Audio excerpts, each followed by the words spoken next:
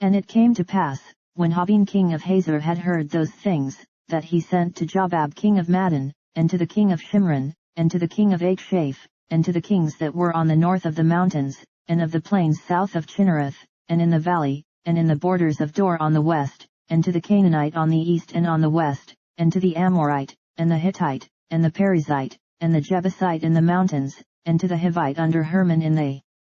land of Mizpeh.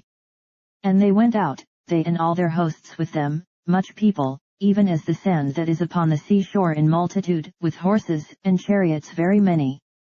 And when all these kings were met together, they came and pitched together at the waters of Merom, to fight against Israel.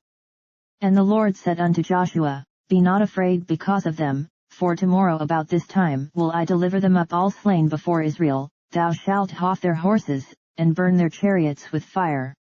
So Joshua came, and all the people of war with him, against them by the waters of Merom suddenly, and they fell upon them. And the Lord delivered them into the hand of Israel, who smote them, and chased them unto great Sidon, and unto Misrephothmaim, and unto the valley of Mizpeh eastward, and they smote them, until they left them none remaining. And Joshua did unto them as the Lord bade him, he houghed their horses, and burnt their chariots with fire. And Joshua at that time turned back, and took Hazor, and smote the king thereof with the sword, for Hazor beforetime was the head of all those kingdoms.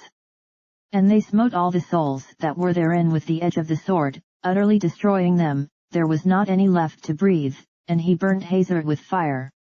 And all the cities of those kings, and all the kings of them, did Joshua take, and smote them with the edge of the sword, and he utterly destroyed them, as Moses the servant of the Lord commanded. But as for the cities that stood still in their strength, Israel burned none of them, save Hazor only, that did Joshua burn. And all the spoil of these cities, and the cattle, the children of Israel took for a prey unto themselves, but every man they smote with the edge of the sword, until they had destroyed them, neither left they any to breathe. As the Lord commanded Moses his servant, so did Moses command Joshua, and so did Joshua, he left nothing undone of all that the Lord commanded Moses. So Joshua took all that land, the hills, and all the south country, and all the land of Goshen, and the valley, and the plain, and the mountain of Israel, and the valley of the same, even from the Mount Halak, that goeth up to Seir, even unto Baaljad in the valley of Lebanon under Mount Hermon, and all their kings he took, and smote them, and slew them. Joshua made war a long time with all those kings. There was not a city that made peace with the children of Israel, save the Hivites the inhabitants of Gibeon, all other they took in battle.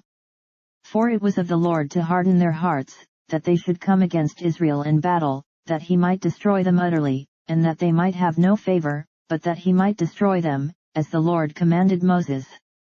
And at that time came Joshua, and cut off the Anakims from the mountains, from Hebron, from Debir, from Anab, and from all the mountains of Judah, and from all the mountains of Israel, Joshua destroyed them utterly with their cities. There was none of the Anakims left in the land of the children of Israel, only in Gaza, in Gath, and in Ashdod, there remained. So Joshua took the whole land, according to all that the Lord said unto Moses, and Joshua gave it for an inheritance unto Israel according to their divisions by their tribes. And the land rested from war.